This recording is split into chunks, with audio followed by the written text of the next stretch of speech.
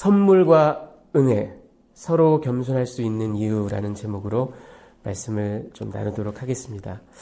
오래전에 리더십 매거진이라는 데 나온 유머인데요. 제가 소개를 해드리겠습니다. 함장과 이등수병의 교신. 전투함의 함장이요. 이제 지위가 굉장히 높은 장교죠. 이제 한밤중에, 칠흑 같은 어두운 밤중에 그 전투함을 이렇게 탁 몰면서 앞을 딱 바라보고 있는데 앞에 불빛이 보여요. 배가 오고 있어요. 근데 이게 collision course, 그러니까 충돌 코스예요. 그래가지고 이 함장이 이제 신호를 보냅니다. 무선으로 신호를 보냅니다. 배를 남쪽으로 10도 옮겨라, 이렇게 얘기를 합니다. 그랬더니 반대편에서 무전이 옵니다. 당신이 배를 북쪽으로 10도 옮겨라. 이제 함장이 화가 나겠죠. 이게 나를 뭘로 보고. 또 교신을 합니다. 또 이제 함장이 보냅니다. 배를 남쪽으로 10도 옮겨라. 나는 미 합중국 해군 대령 아무개다. 이렇게 이제 자기를 밝힙니다. 그랬더니 상대방에서 또 황당한 교신이 옵니다. 당신이 배를 10도 북쪽으로 옮겨라. 나는 미 합중국 2등 수병 아무개다. 감히 해군 대령한테. 함장이 정말로 화가 났습니다. 정말로 화가 나가지고 다시 한번 교신을 합니다. 다시 한번 말한다. 배를 10도 남편으로 옮겨라. 나는 미 합중국 전투함이다. 그랬더니 그쪽에서 답이 옵니다. 당신이 배를 10도 북쪽으로 옮겨라. 나는 등대다. 누가 비켜야 되겠어요? 그렇죠? 예, 여러분. 제 아무리 대령이라도, 제 아무리 높은 장교라도 자기가 비켜야죠. 자, 여러분, 오늘 본문을 보면요. 첫 번째로 1절에 베드로가 다시 한번 자기 자신을 소개합니다. 이번에는 장로들에게 권면을 하면서 자기 자신을 다시 한번 소개하는데, 너희와 더불어 함께 장로된 자로서, 그렇게 얘기합니다. 그리고 그리스도의 고난을 증언하는 자로서, 그리고 세 번째 마지막으로 나타날 영광, 그러니까 예수께서 다시 오실 때, 재림하실 때 나타날 영광에 함께 참여할 자로서. 지금 사도 베드로는 장로들에게 권면하면서 나는 너희와 같은 장로다. 그리고 나는 너희와 함께 그리스도의 고난을 증언하는 사람이다. 그리고 마지막으로 나는 너희와 더불어 마지막 때에 그리스도의 영광에 동참할 자다 하고 그렇게 자기 자신을 소개합니다. 자, 그리고 2절부터 4절까지는 이제 사도가 목사들에게, 여러분 여기에 장로들아 하고 얘기하는데 이 장로들은 목사, 오늘날의 그 목사를 말합니다. 여러분 신약 성경에 우리 조직 신학을 저와 같이 공부하신 분들은 이거 다 배워서 기억이 나실 겁니다. 신약 성경에 교회 직분자로 장로 또는 목사 또는 감독이라는 이 세 가지 직분은 하나의 직분을 각각 다른 용어로 말하는 것이죠. 그래서 오늘 보면 특별히 그게 한 직분을 다르게 말하는 거라는 걸 확실하게 알 수 있습니다. 사도 베드로가 1절에 장로들아 하고 얘기를 하죠. 그게 프레스비테로스 이런 말이에요. 여기서 오늘날 그 장로교회 프레스비테리안 이 말이 나왔죠. 그 elder 이런 말이에요. 장로. 그런데 2절에 보면 이 장로들에 대한 이야기를 하면서 양을 치라. 이게 포이마이노라는 헬라어 동사인데 여기서 나온 명사가 포이멘, 목사입니다. shepherd 또는 오늘날의 그 pastor, 목사. 이게 같은 말이에요. 그러니까 이 장로들을 두고 포이마이노 이런 말을 써서 역시 목사라고 얘기했고, 그리고 우리 개역 성경에는 안타깝게 안 나왔어요. 너희 중에 있는 하나님의 양무리를 치되 이렇게 나와 있지만 헬라어 원어를 보면 너희 중에 있는 하나님의 양무리를 감독자가 되어 치되 이렇게 나와 있습니다. 여기 감독자라는 말이 바로 에피스코포스, 에피스코페오라는 헬라어 동사에서 나온 명사입니다. 이게 바로 에피스코팔리안, 오늘날 성공회 또는 비숍, 영어의 감독. 그러니까 1절, 2절에서 알 수 있는 것처럼 장로라는 직분자는 포이멘, 목사이기도 하고 에피스코포스이기도 한 감독자이기도 합니다. 그러니까 여러분께서 신약 성경에서 장로 또는 감독 또는 목사 이런 용어를 들으시면 이게 오늘날의 목사 직분자 교회를 두고 말씀하시는 것을 알 수 있습니다. 자, 그런데 이 목사들에게, 그러니까 사도 베드로가 목사들에게 교회 그 당시에는 이제 가정교회였겠죠. 가정교회의 지도자들에게 권면을 하는 겁니다. 그런데 세 가지로 권면을 합니다. 너희가 목회를 하는데 억지로 하지 말아라. 그 대신 자원하는 마음으로 해라. 이렇게 얘기를 합니다. 그리고 두 번째로는 더러운 이득을 위해서 하지 말아라. 그 대신 기꺼운 마음으로 해라. 그리고 세 번째는 강압적으로 권위를 내세워가면서 내가 목사니까 내 말을 들어 뭐 이래가면서 하지 말아라. 그보다는 모범을 보여가면서 저들이 따라올 수 있게 해라. 이렇게 권면을 합니다. 그리고 끝으로 너희가 이렇게 수고한다면 목자장, chief shepherd 그렇게 얘기를 하죠. 너희가 목자들인데 그리고 나도 목자인데 우리에게는 우두머리가 있다. 목자장이 있다. 그 목자장은 바로 예수 그리스도 그분께서 재림하셔서 다시 오실 때 영원한 시들지 않는 그런 관을 상급을 얻을 것이다. 그렇게 얘기를 합니다. 자, 그리고는 이제 5절 상반절에는 사도가 이제는 회중에게 얘기합니다. 젊은 자들아.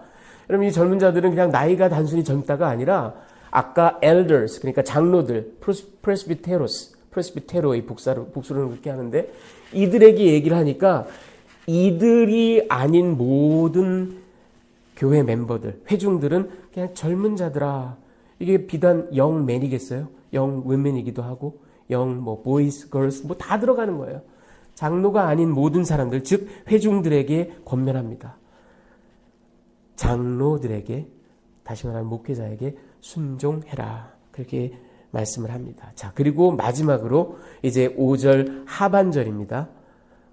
사도가 모든 신자들에게.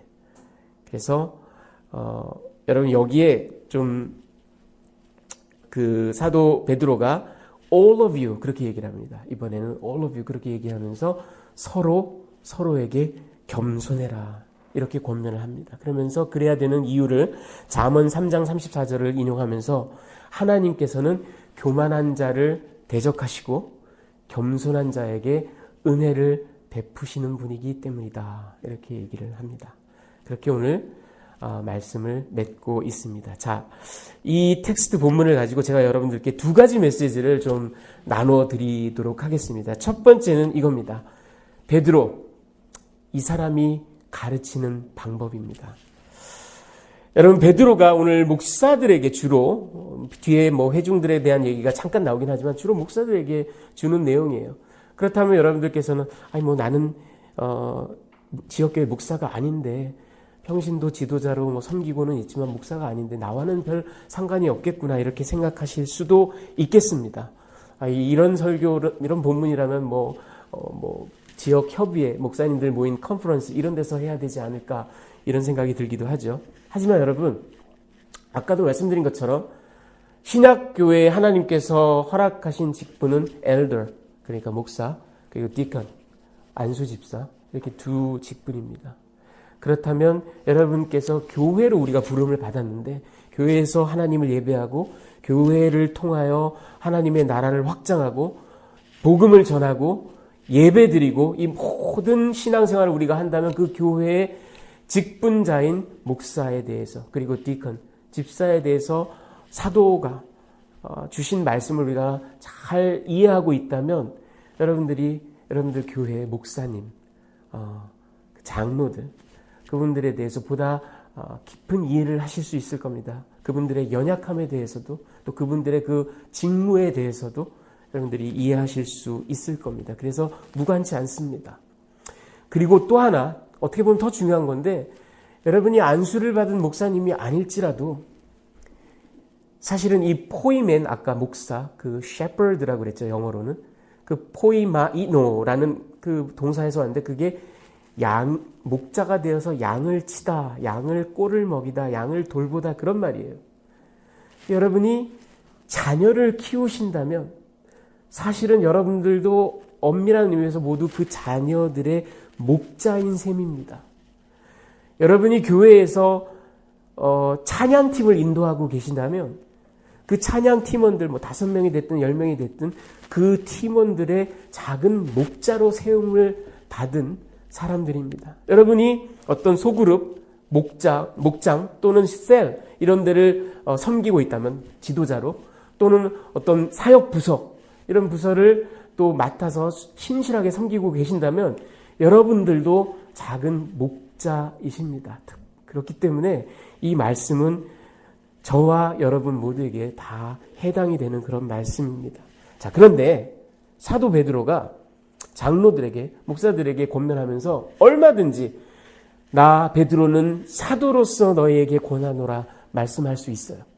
아니, 나 베드로는 예수의 12제자 가운데 한 사람으로서, 아니 그 정도가 아니라 예수께서 특별히 사랑하셨던, 정말 예수님과 인티머시를 누렸던 그런 수제자, 그야말로 그 제자들 가운데 지도자로서 너희에게 권면하노라, 얼마든지 그럴 수 있었어요.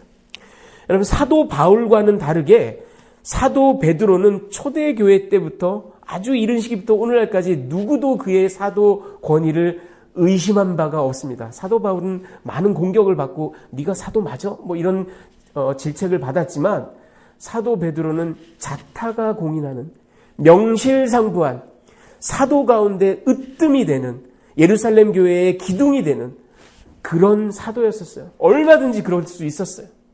그런데 오늘 사도 베드로가 말문을 여는 방법을 보십시오. 그대들과 똑같은 목사로서, 사도로서가 아니라 그대들과 똑같은 장로로서 그대들에게 권합니다. 이렇게 얘기합니다. 더 놀라운 거는요, 여러분. 그 다음에 사도 베드로가 한 말씀이 그리스도의 고난의 증인으로. 여러분, 이 말씀이요, 그냥 얼핏 흘려들으면 맞아, 증인 이렇게 생각하실 수 있어요. 하지만 이게 뼈를 깎는 말씀입니다, 사실은. 여러분, 1절에 함께 장로된 자요 그리스도의 고난의 증인이요. 저 여러분, 증인 마르투스라는 말은 원래 첫 번째 의미는 eyewitness, 눈으로 직접 본 사람을 증인이라고 합니다. 귀로 직접 들은 사람, 1차적인 증인이 되는 사람을 마르투스라고 합니다. 하지만 보다 광범위한 의미로는 두 번째로는 직접 보거나 듣지는 않았어요. 하지만 믿을 만한 소식통으로부터 어떤 소식을 들었습니다. 그래서 그거를 어떤 법정에서라든지 아니면 어떤 그 선서를 하고 분명히 이런 일이 일어났습니다. 내가 보지는 않았지만 확실한 근거로부터 들었습니다. 그러니 믿으셔도 좋습니다. 하고 테스티파이 하는 사람도 역시 증인입니다. 자, 이게 왜 뼈를 깎는 얘기인지 생각해 보십시오. 사도 베드로가 1번의 의미로 얘기했겠습니까? 여러분 다 아시다시피 사도 베드로는 도망갔어요. 예수께서 잡히시고 해받으실 때 도망갔습니다. 모두가 다 알아요. 숨긴다고 숨길 일이 아니에요. 모두가 다 알고 있습니다. 더군다나 그 예수님을 3번이나 부인했던 사람입니다. 이것 역시 초대교회 모든 신자들이 이미 다 알고 있는 얘기입니다. 굳이 자기 입으로 그리스도의 고난의 증인이요라고 말했을 때는 1번이 아니에요. 아이위트니스가 아니에요. 나도 사도 요한으로부터, 아니면은 어머니 마리아로부터, 다른 사람들로부터 전해 들었어. 그대들도 전해 들었지.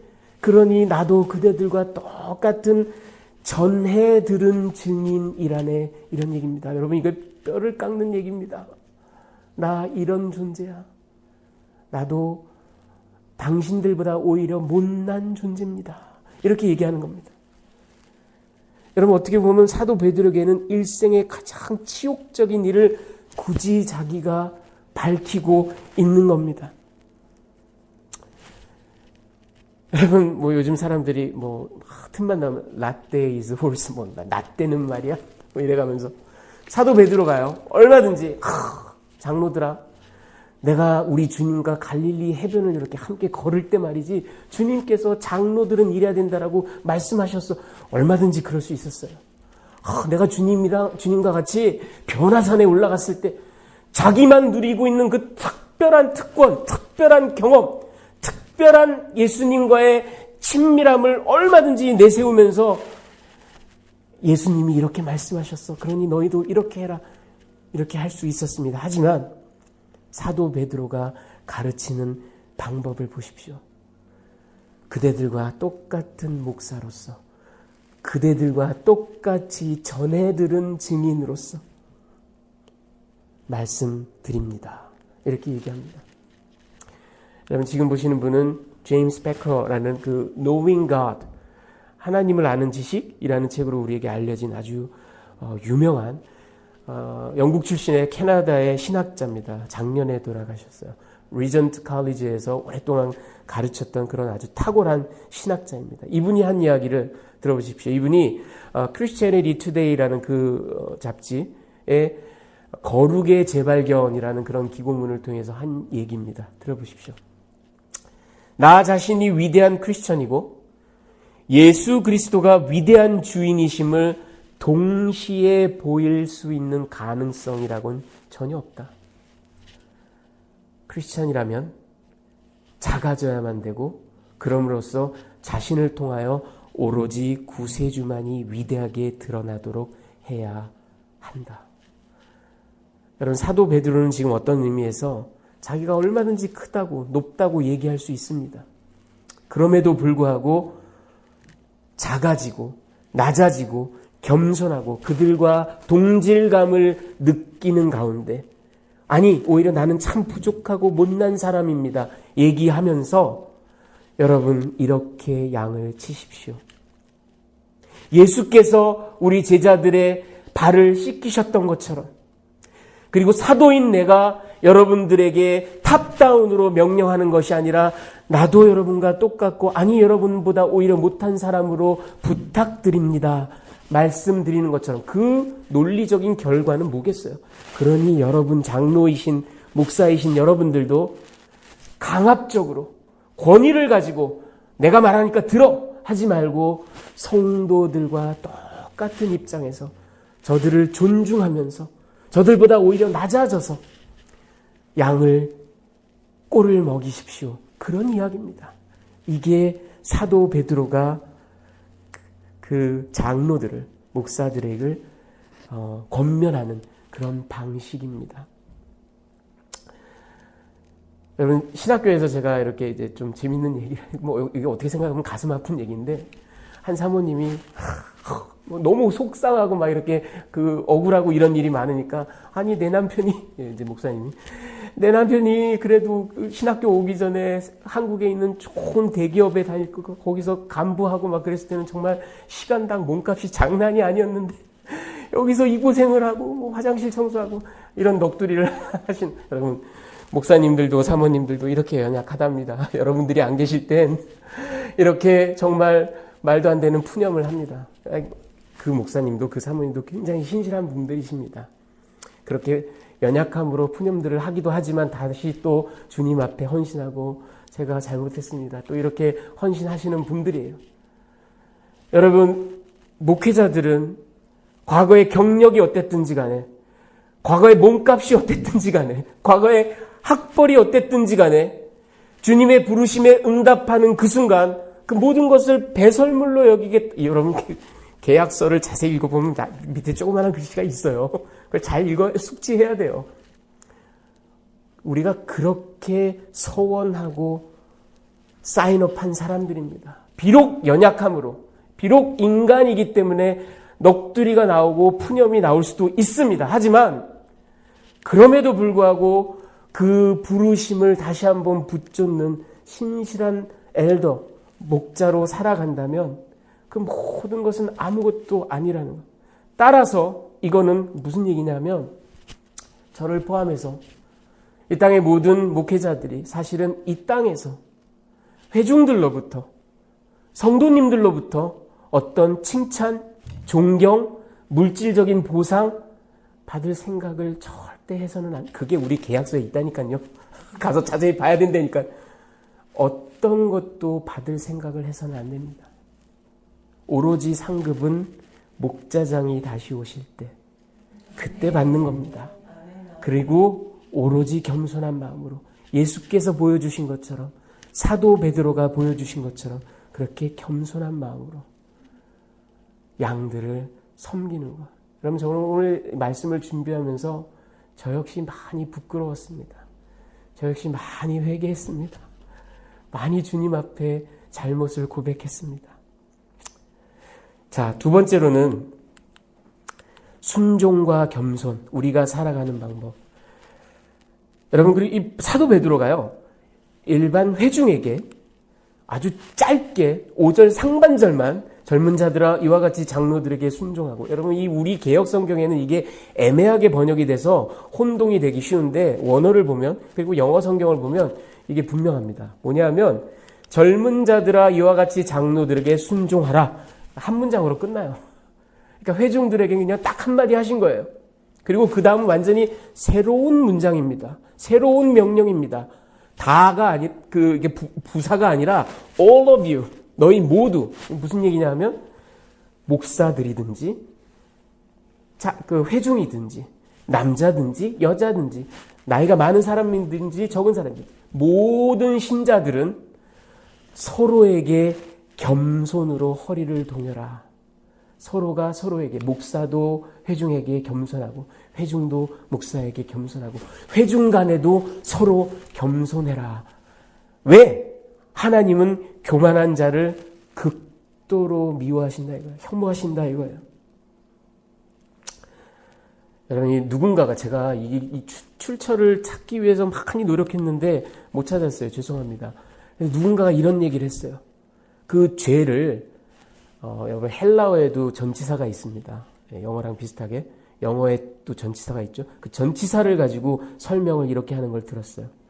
다른 모든 죄는 살인, 도둑질, 사기, 횡령, 뭐든지 다른 모든 죄는 하나님의 명령으로부터 멀어지는 겁니다. 하나님의 도덕성으로부터 멀어지는 겁니다. 그래서 away from God입니다. 하지만 요 한 죄, 교만은 하나님 위로, above God, 하나님 위로 올라가는 겁니다. 그러니 하나님께서 얼마나 교만을 미워하시겠습니까? 그렇죠? 예. 자, 여러분, 그래서 오늘의 본문은 장로들에게 권면하고 회중에게 권면하고, 그리고 마지막으로 다 너희 모두가 다 서로가 서로에게 겸손해라. 결국 오늘의 말씀의 핵심은 서로 겸손입니다, 여러분. 서로 겸손. 이게 쉽지 않아요. 교회에서 쉽지 않습니다. 이게 잘 안 돼서 서로 싸움이 납니다. 이게 잘 안 돼서 갈등이 생겨요. 왜 그럴까? 우리가 다 죄인이라서 그렇죠. 그런데 분명히 말씀으로 가르쳐 주시는데 우리가 왜 이거를 실천을 못할까? 여러분, 제가 곰곰이 생각하다가 부족하지만, 저 역시 늘 넘어지고 쓰러지지만, 그래도 우리가 이 말씀을 좇을 수 있는 방법을 여러분들과 함께 나누기를 원합니다. 그거 딴 게 아니에요. 딴 게 아닙니다. 이 서로 겸손을 사도 베드로가 가르치는데, 우리가 서로 겸손할 수 있다면, 목회자도 회중들 앞에 겸손할 수 있다면, 겸손하게 낮아져서 겸비하게, 그리고 헌신적으로 희생함으로 교회를 섬길 수 있습니다. 반면에 성도님들은 목회자를 대할 때 겸손한 마음으로 순종하고 기꺼이 즐거이 따를 수 있습니다. 하지만 하나님께서 경계하신 이 교만이 우리를 집어삼킨다면 목회자들은 강압하고 내가 목사니까 말 들어 이렇게 나오고, 그리고 이득을 취하고 또 성도들을 이용하여서, 심지어는 이용하여서 재물을 늘리거나, 그런 안타까운 일들도 있죠. 재물을 늘리거나, 아니면 어떨 때 보면은 성도들을 막 열심히 이렇게 해서 목사님의 어떤 그런 교계에서의 영향력, 파워, 이런 것들이 늘어나기도 하고, 교만하여지면 이런 나쁜 그런 모습들이 나오죠. 반대로, 마찬가지로 우리 성도님들이 역시 겸손하라는 이 사도의 권면을 제대로 실천하지 못한다면 반항하게 되고 월권하게 되고 그런 일들이 교회에서 많이 생길 수 있습니다. 자, 그렇다면 우리가 이 사도의 가르침을 받들어서 어떻게 서로 겸손할 수 있을까? 어떻게 아름다운 교회를 만들 수 있을까? 목회자도 겸손하고 성도들도 겸손하고 서로가 서로에게 겸손한 그런 교회. 여러분, 그건 다른 게 아닙니다. 선한 목자 되신 예수, 우리의 목자장 되시는 예수, 그 예수를 상대방을 바라볼 때 그 예수를 투사해서 바라보는 겁니다. 상대방의 얼굴을 바라볼 때 그 얼굴에 오버랩되는 예수님을 보셔야만 됩니다. 아니, 예수님이라는 안경을 딱 쓰고 상대방을 봐야 돼요. 이게 쉽지 않지만 이걸 날마다 우리가 기도하며 이걸 날마다 의식하며 살아가야 됩니다. 그리고 이거보다 어떻게 보면 더 중요한 것은 우리의 모든 이야기가 제가 구원을 받은 것이, 여러분이 구원을 받은 것이, 우리가 구원을 받고 이렇게 교회로 모이고 하나님의 성회로 모인 이 모든 이야기가 사실은 하나님의 은혜요, 하나님의 선물이라는 것을 정확하게 인식한다면 서로가 서로에게 선물입니다. 서로가 서로에게 은혜예요. 이것만 우리가 꼭 붙든다면 갈등을 피할 수 있어요. 아니, 줄일 수 있습니다.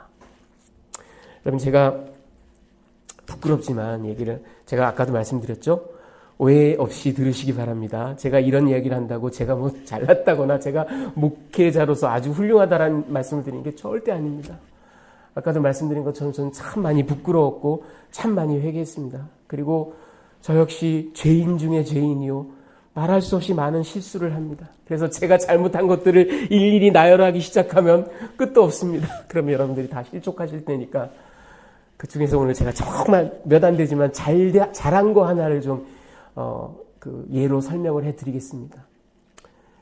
목회자에게 이제 여러 가지 요청, 리퀘스트가 있죠. 제가 한번 어떤 성도님께서, 여자 성도님이신데 연세가 많은 분이세요.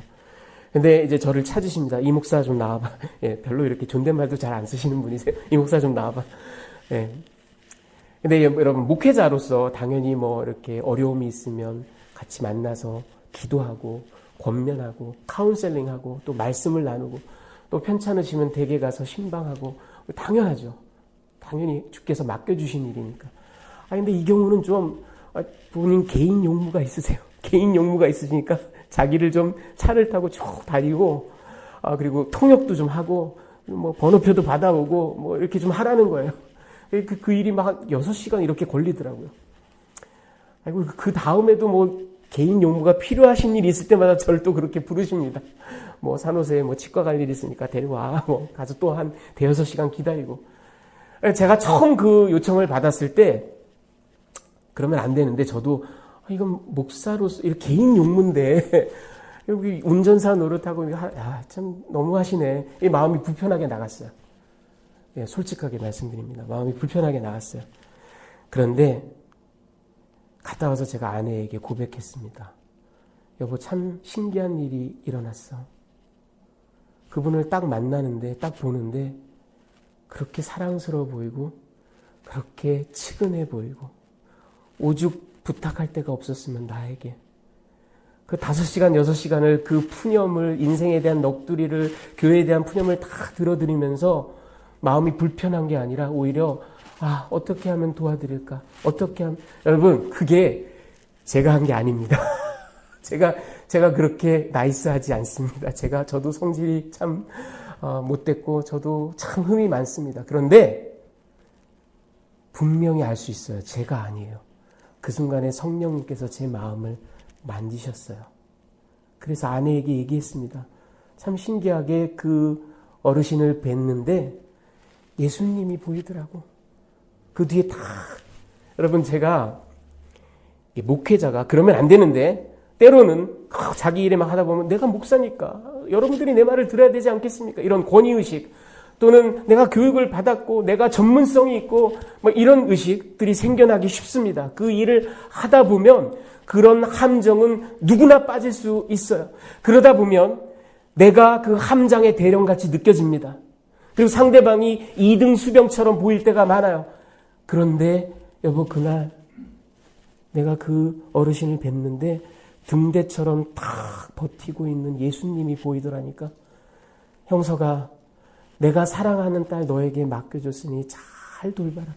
예수의 렌즈로 제가 그분을 보는 놀라운 기적적인 일이 저에게 생겨났던 겁니다. 여러분, 제 능력이 아니고 제 성격이 아니에요. 도저히 그럴 수가 없어요. 그런데 그 순간, 그래서 정말 모든 게 너무나 기쁜 마음으로 6시간이 걸려도 7시간이 걸려도 그 뒤로 계속 찾으셔도 기쁜 마음으로 할 수 있었어요. 여러분, 상대방을 예수로 바라보면, 여러분 마찬가지로 역의 사건도 오늘날 교회에서 있을 수 있습니다. 뭐냐 하면 100년 전, 200년 전에는 그럴 일이 별로 없었어요. 왜냐하면 목사가 그 마을에서 제일 교육 많이 받았고, 그 마을에서 제일 좋은 집안 출신이고, 그 마을에서 제일 제법 돈도 많고, 90%, 95% 성도들은 다 농부였고, 그랬어요. 하지만 오늘날은 그렇지 않습니다. 여러분, 나가보십시오. 이 베이 지역의 모든 교회들에 한번 가보십시오. 운영위원들을 아마 절반은 PhD를 가지고 있을 겁니다. 그리고 운영위원들, 교회 평신도 리더십으로 일하시는 분들 보면은 굉장히 CEO 아니면 CFO 좋은 직업을 갖고 계시고요. 연봉도 많고 좋은 집에서 좋은 차를 타면서 사시는 분들이 많습니다. 하지만 그분들이 목사가 나보다 어리다고, 목사가 나보다 학력이 낮다고, 목사가 나보다 가진 게 없다고 무시합니까? 그러지 않아요. 그렇지 않아요. 그보다는 오히려 목사님 뜻이 그러십니까? 그러면 우리가 이쪽으로 맞춰보도록 하겠습니다. 언제나 존중하고 언제나 리스펙트 하려고 노력하십니다. 이게 자기의 성격으로 되는 일이 아닙니다. 이게 우리가 가지고 있는 의로 우리의 어떤 도덕성으로 될 수 있는 일이 절대 아니에요. 그렇게 가진 것들이 많고 취한 것들이 많다면 당연히 인간적으로 내가 대령처럼 느껴지고 상대방이 이등수병처럼 느껴질 수밖에 없어요. 하지만 오늘날 많은 평신도 지도자분들이 그러지 않으세요. 겸손하게 고개 숙이십니다. 그리고 경청하려고 노력하십니다. 왜 그럴까요? 등대처럼 버티고 서 있는 예수를 바라보기 때문입니다. 예수께서 우리가 생각하기엔 이해가 안 되는 부분이 있어도, 우리가 생각하기엔 모자란 부분이 있어도 예수께서 선택하셔서 목사로 세웠구나. 그러니 예수님을 바라보고 그 말을 한번 따라보자.